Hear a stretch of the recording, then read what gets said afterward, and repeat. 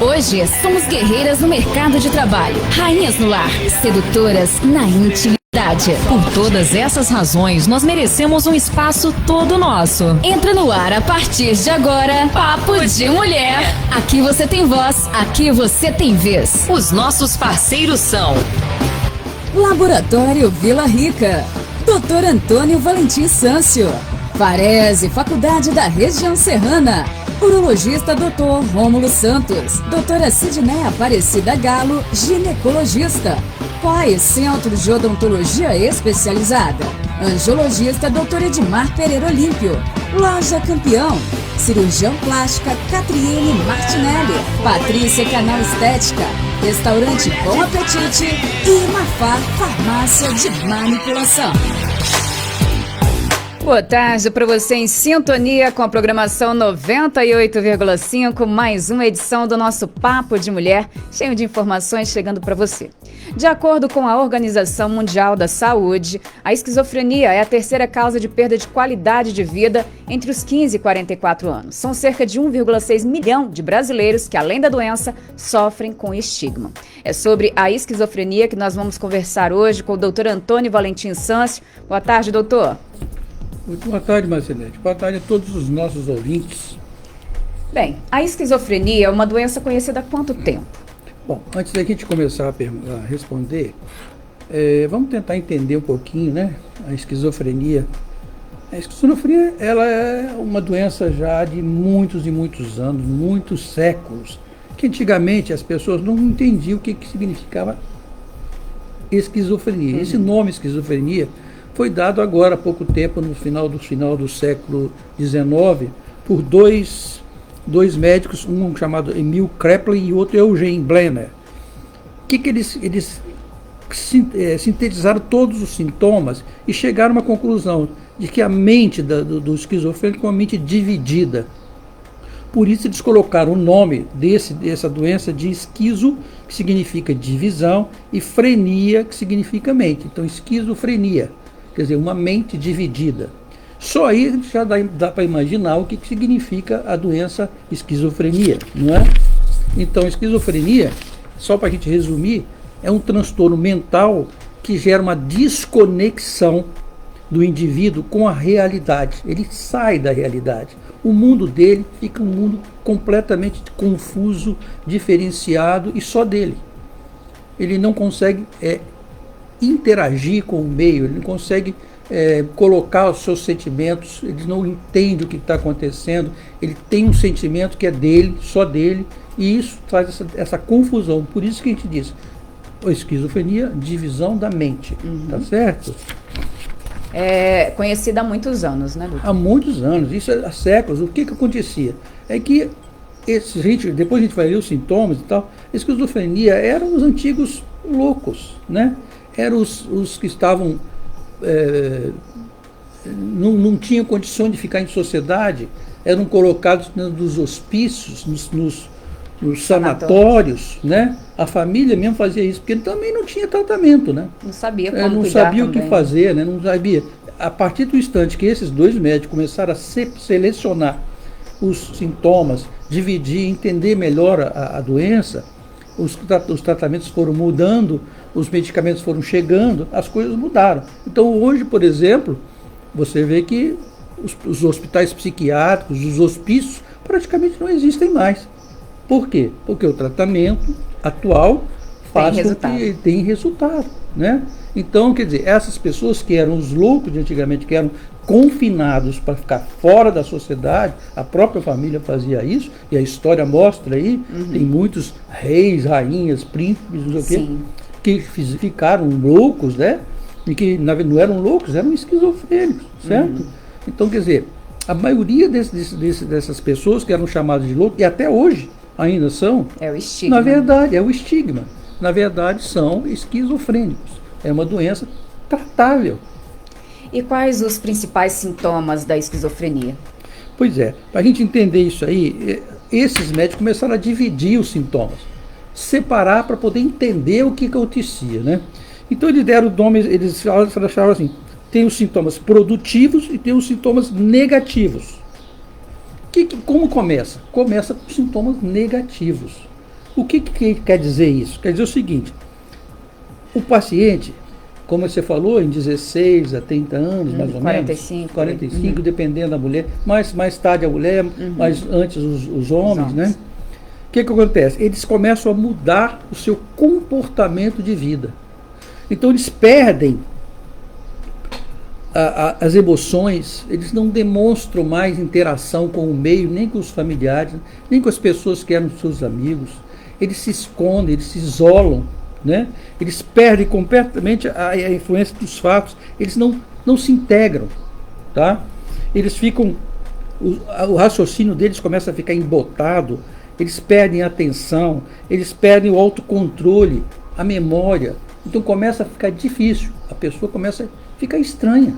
Aquela pessoa que era uma pessoa normal começa a mudar, se isola, não conversa, não quer saber de nada, né? Não trabalha mais, não quer ir para a escola, não estuda, né? Ele fica a pessoa que se isola, a palavra é essa, isolar. Ele se isola o tempo todo e não interage com ninguém.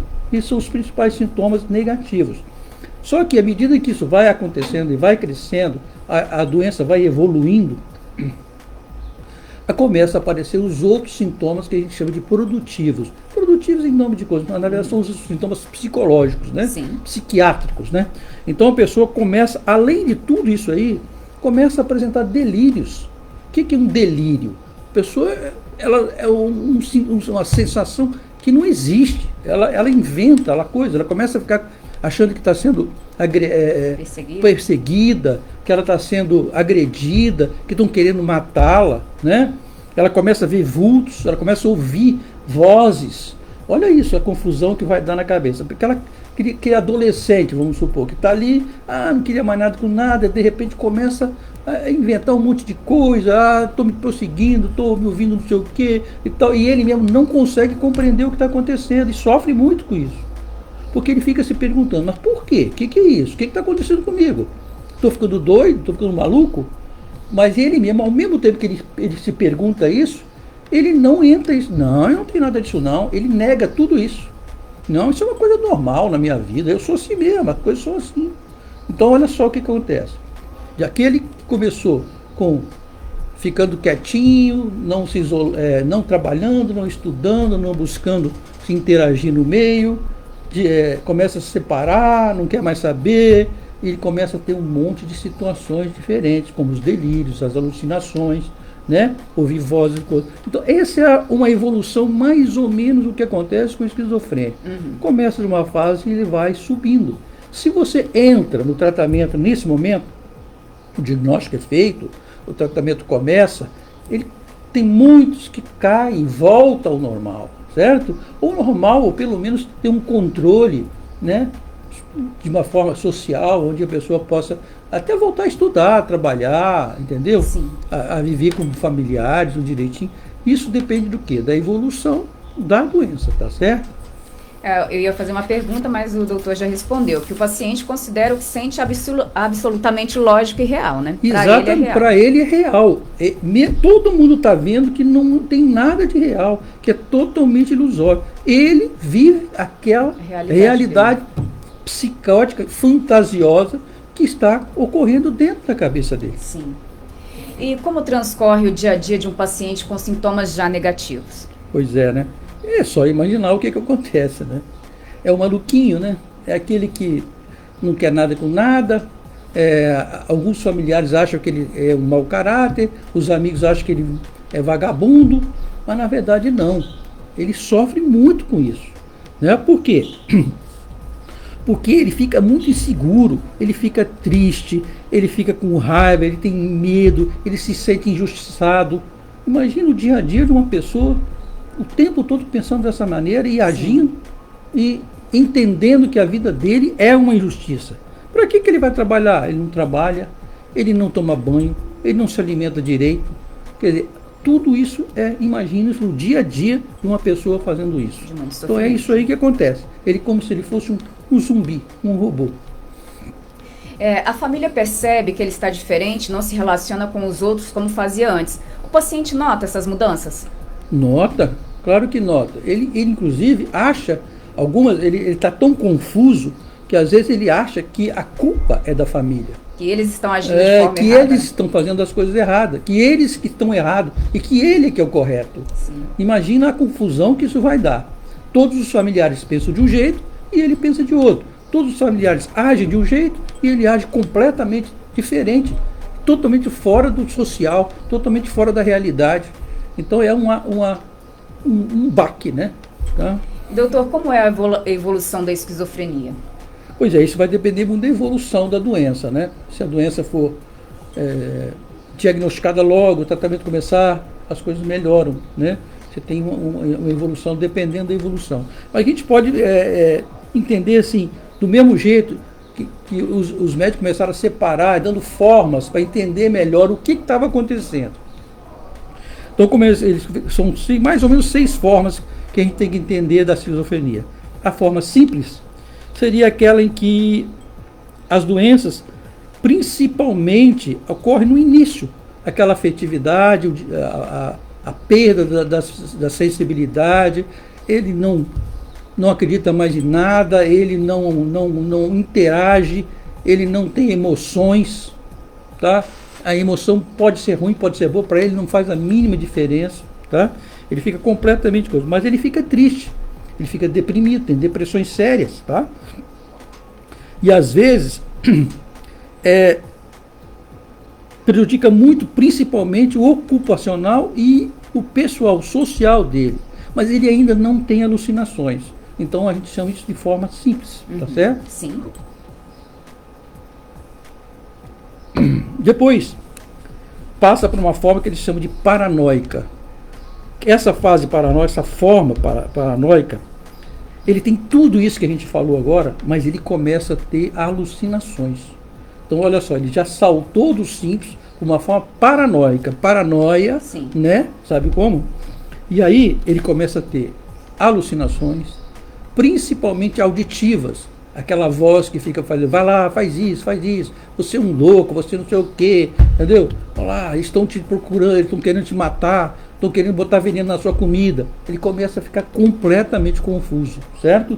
Então ele tem tudo aquilo que a gente falou e mais isso aí. Então essa fase paranoica é principalmente essa confusão mental que acontece, mais as alucinações que ele começa a ter. Depois, evoluindo a doença, se não for tratada, tá? Não for tratada, ela vai passar por uma doença, a fase que a gente chama de hebefrênica. O nome científico que o pessoal deu. Aqui o que acontece? É uma desorganização acentuada. É aquele cara que foge de casa, não sabe onde ele vai, o que ele vai fazer, sobe na escada, vai cair. Às vezes acontece suicídios, ou às vezes acontece uma agressividade com outras pessoas, ou eles são agredidos porque eles perturbam a sociedade. Então eles estão assim, completamente fora da realidade, né? Depois tem a forma pior ainda, que é a forma catatônica. Essa é a pior fase que existe. O que acontece nessa fase? Nessa fase ele tem tudo isso que você viu, com alucinações, com convulsões, mas ele fica extremamente agitado, confuso, foge, como a gente falou, ninguém consegue dominá-lo, ninguém consegue fazer com que ele entenda o que está acontecendo, as pessoas tentam contê-lo, ele não aceita, ele fica irritado, ele briga, ele tem como se fosse uma convulsão, mas não é uma convulsão, né? Se joga no chão, enfim, é uma fase em que, além de todos os problemas todos, é um extremo, ele fica agressivo, ele fica agitadão, né? Depois vem as outras fases que já vêm mais de acordo com o curso, que é a residual, dependendo do tratamento, em que começa a diminuir os sintomas depois do tratamento, né? E no final tem a fase indiferenciada, que é aquele cara que não vai e não volta. Ele para naquilo ali, né? E fica ali a vida toda daquele jeito, né? Vai ser uma pessoa que vai depender muito da sociedade, muito bem da família, e que não vai acrescentar muita coisa na vida de ninguém, e nem dele, coitado. E esses sintomas, tanto os produtivos quanto os negativos, comprometem outras áreas da cognição. Eles permitem que a pessoa continue estudando, aprendendo novas coisas, exercendo suas funções no trabalho, doutor? Sim, se eles forem tratados, né? Tá? Se houver um tratamento regular, contínuo, com o apoio da família, né? Com o apoio de profissionais competentes e treinados para esse tipo de coisa, ele pode sim, como a gente falou, ele pode estacionar, pode melhorar e pode abaixar e voltar a uma vida praticamente normal. Então vai depender de quê? Vai depender da condição que o paciente... Vamos pegar ali até na segunda fase, né? Exatamente, isso mesmo, no início para a segunda, né? É a hora certa de se fazer. Então vai depender muito disso, do tratamento e da resposta que ele vai ter, do apoio da família, onde ele está, né? E do projeto de saúde que a família vai ter para ele. Vai depender disso, mas ele pode sim ter uma evolução boa. Tá? Bem, e como costumam reagir os familiares quando percebem que a pessoa não vai trabalhar, está esquisita e menos afetuosa? Logo procuram um médico, ou deixam para lá? Isso aí, né? E o que acontece? Imagina, é aqui que entra a maneira com que a família entende o que está acontecendo, como você está perguntando. Ela pode agir de uma série de situações, ela pode negar. A primeira coisa, sentimentos de negação. Às vezes a própria família tem preconceito da pessoa buscar um tratamento médico psiquiátrico. Isola o paciente, foge com o paciente, manda o paciente para longe. Esse é um sentimento de negação. Ele não faz nada pelo paciente. Ele simplesmente larga o paciente de lado. Eles negam a doença, negam que eles podem fazer alguma coisa. Essa é uma das possibilidades negativas, né? Sim. Muito ruim. A outra é a sensação de culpa. Tem muitos familiares que se culpam. Será que eu fiz? O que aconteceu com esse cara que ficou desse jeito? E ele também culpa a família, né? Por o que está acontecendo com ele. Ele não sabe o que está acontecendo, mas ele fala, alguém fez alguma coisa para mim e eu fiquei assim, certo? Não perguntei no início, mas é genético ou comportamental? Isso é genético, tem um componente genético sim, mas também tem comportamental e de várias substâncias que fazem esse tipo de coisa, né? Também tem o sentimento de revolta, a família se revolta, eu não quero saber não, isso é um absurdo, isso é uma coisa, fui abandonada, e, né? Age de uma forma que revolta o que está acontecendo com eles, né? Ficam perdidos, fogem, vão embora, mudam de lugar, enfim. Para não ter contato com o paciente, né? Mas o melhor mesmo, outros têm aqueles que fazem o contrário, eles super protegem o paciente, tá? O que acontece? O menino começou a ter tudo isso, pronto, ele não vai para a escola, não tem problema não, deixa ele em casa que eu dou um jeito, e começa a super proteger, começa a dar tudo que ele quer, fazer tudo que ele quer, e aí ele não vai evoluir, ele não vai melhorar, não vai. Essa superproteção não é boa para ele, tá? Por quê? Porque ele precisa de uma reação, ele não precisa de uma superproteção. Ele precisa que alguma coisa aconteça na vida dele para ele tomar uma atitude, um caminho a ser seguido, e não ficar, eu vou ficar em casa fazendo o quê? Eu vou ficar vendo televisão, entendeu? Não vou fazer nada, não vou para a escola, vou trabalhar para quê? Todo mundo faz para mim. Essa também é uma reação que a família pode ter. Mas a melhor de todas, mesmo, é a família que procura informação. A família que procura o serviço médico. A família que procura saber o que está acontecendo com o paciente. Tenta de todas as formas ajudar o diagnóstico do paciente. Para quê? Para participar, para tratar. Essa é a melhor condição, né? Essa é a melhor saída que a família tem. Não ficar negar o sentimento de culpa, ou de revolta, ou de subproteção. Não. A melhor forma que a família tem é se informar, entender o que está acontecendo, participar do tratamento, do diagnóstico e do crescimento dessa pessoa. E existe alguma coisa que acelera o processo de instalação da esquizofrenia? É como você falou agora, não, existe um fator hereditário, né? Uhum. Tem até um estudo que diz que quando um pai é esquizofrênico, pelo menos 10% da possibilidade do filho também ser. Quer dizer, não é ninguém sabe ainda a causa específica da esquizofrenia, mas existem algumas situações, né? Também doenças passadas, traumas, né?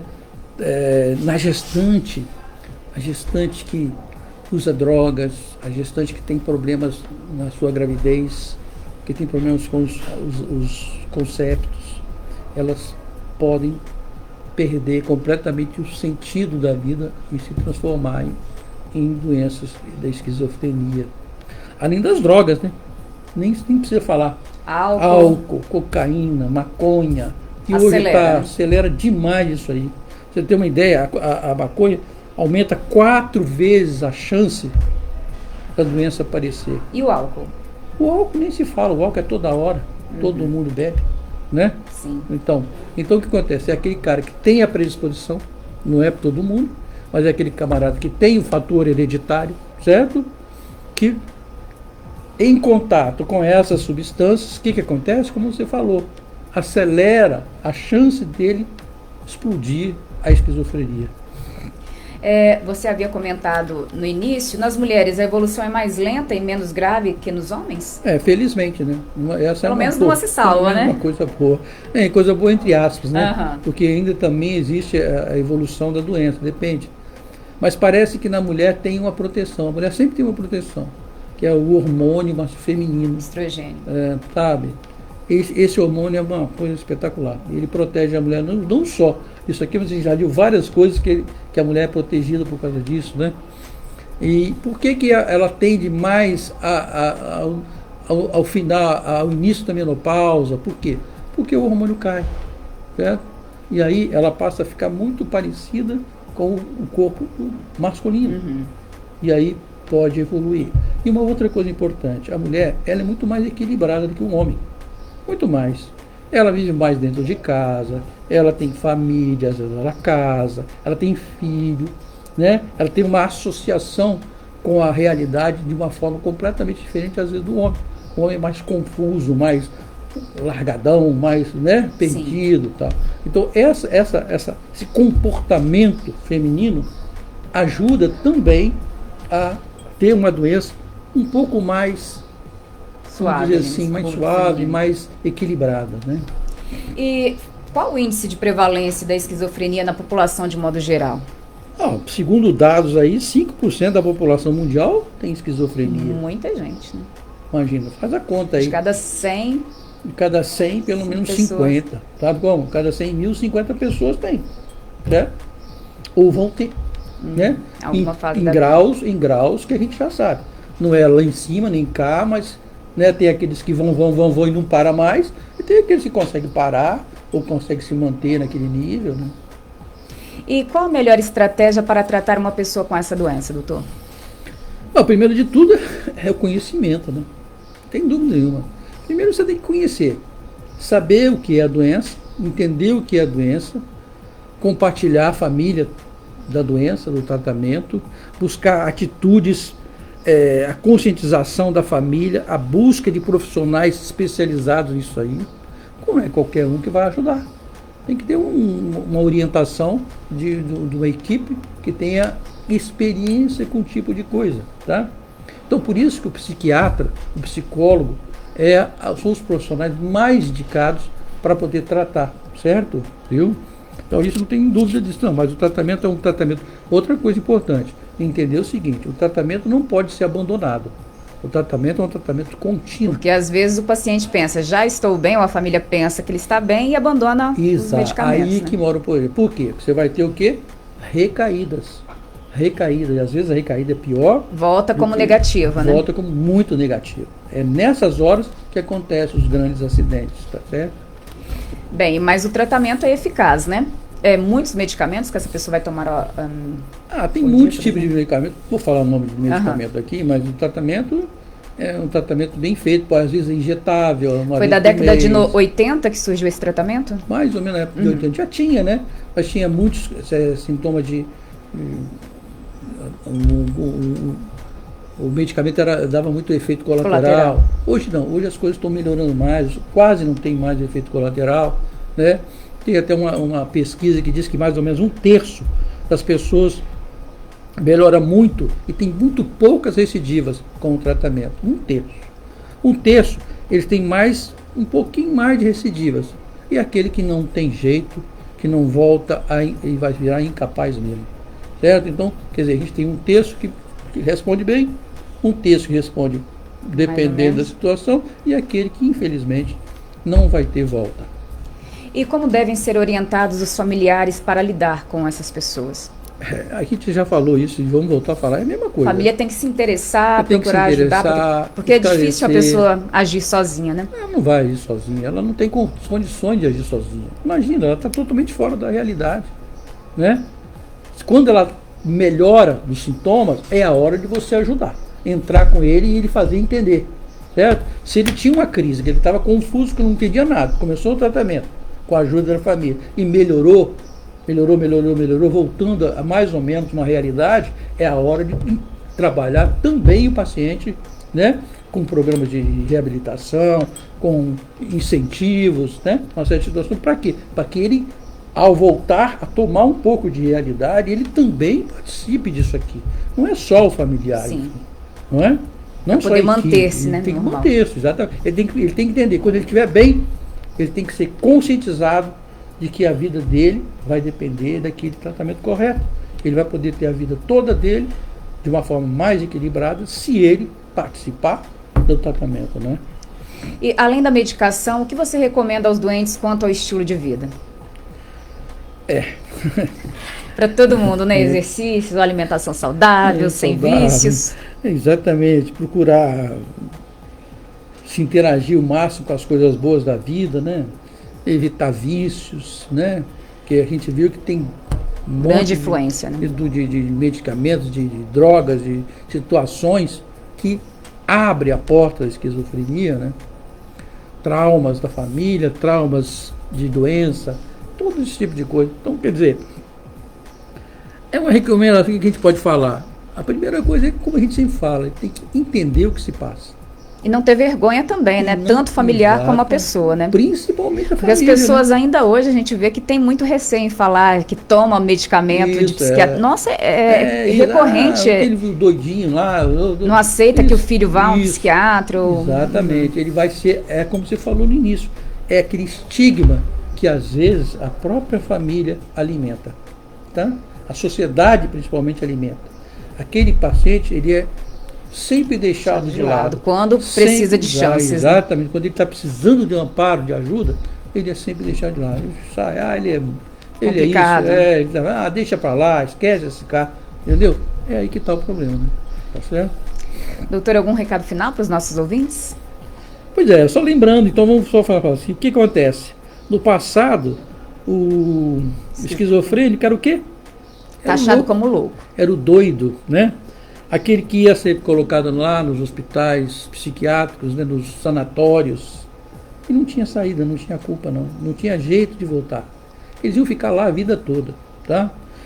Levando choques. Eles essas eram coisas condenados a viver aí a vida toda, completamente longe da família, longe da sociedade, enfim. Hoje não, felizmente, graças a Deus, com os medicamentos, o tratamento bem feito e os efeitos colaterais diminuíram muito, isso melhorou muito a condição de todo mundo, né? Muito mesmo. Então, e o estigma da esquizofrenia está sendo finalmente abandonado. Tem até um dia, o dia 24 de maio é o dia da conscientização da esquizofrenia, tá? Então é isso, minha gente, tá? Se eu puder falar alguma coisa que a gente puder, por exemplo, nós temos um tratamento psiquiátrico e psicológico na Clínica Provida, né? Tem psiquiatra e psicólogo. Tem psiquiatra, exatamente. A doutora Carmen é a psicóloga, né? O doutor Frankson Fonteboa é um psiquiatra excelente, por sinal.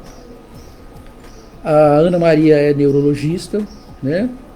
O doutor Wanderson, ele também é neurologista, mas ele faz mapeamento cerebral, ele faz eletroencefalografia, enfim, porque às vezes você precisa entender o que está acontecendo com o paciente, se tem alguma doença associada. Como sempre a gente já falou isso. O paciente é diabético, o paciente é hipertenso, o paciente tem problema renal, o paciente tem problema cardíaco, o paciente é alcoólatra, o paciente é deprimido, o paciente usa droga. Tudo isso influencia. Tudo influencia. Então, o psiquiatra, ele vai conseguir identificar tudo isso, né? E vai conseguir colocar esse paciente no determinado ponto do seu problema. Isso é o quê? É apenas uma depressão? Apenas um toque? É apenas uma síndrome do pânico? Ou já é a esquizofrenia? Por quê? Porque tem muitos sintomas desses outros problemas que a gente vive no dia a dia que são muito parecidos com a esquizofrenia, né? Sim. Então, a gente falou de uma maneira geral, mas de uma forma que vários sintomas que se misturam, né? E pode se confundir com outras doenças mentais, né? Exatamente, entende? Aí o tratamento é o que vale. Por isso que é importante a definição da condição do paciente, o diagnóstico preciso, né? O tratamento correto a ser utilizado, né? Então acho que é por aí, tá? Bem, doutor, agradeço a sua participação mais uma vez no Papo de Mulher e uma boa tarde. Muito boa tarde a todos. Só para dizer que depois de 35 anos de trabalho no ambulatório da prefeitura, do estado, fui obrigado a me aposentar. Então, a partir de agora, dia ontem, eu já estou aposentado na AMA e só estou atendendo hoje, agora, na Clínica Provida. Mas parabéns pela essa carreira brilhante aí, junto ao SUS, né? Só agradecimento, né? Mas o coração ainda bate um pouquinho. Mas depois pode voltar também, né? Depois do aposento, né? Quem sabe daqui a um tempo. Como que a gente está precisando de médicos, né, doutor? Sempre, né?